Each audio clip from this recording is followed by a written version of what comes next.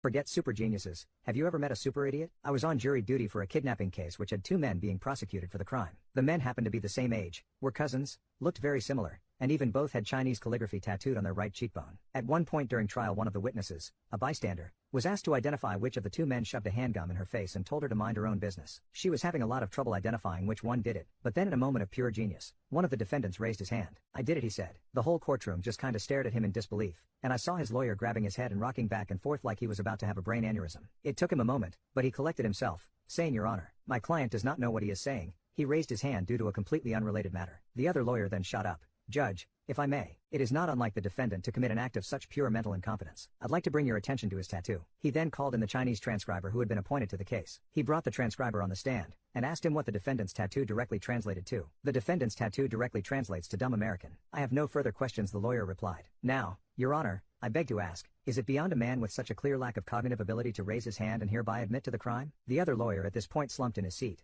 and when asked if he had anything to respond, he said, "I have nothing to add, Your Honor." The most mind-boggling part is that the man who had raised his hand asked aloud for his lawyer to clarify what was just said, as apparently the language was too complicated for him.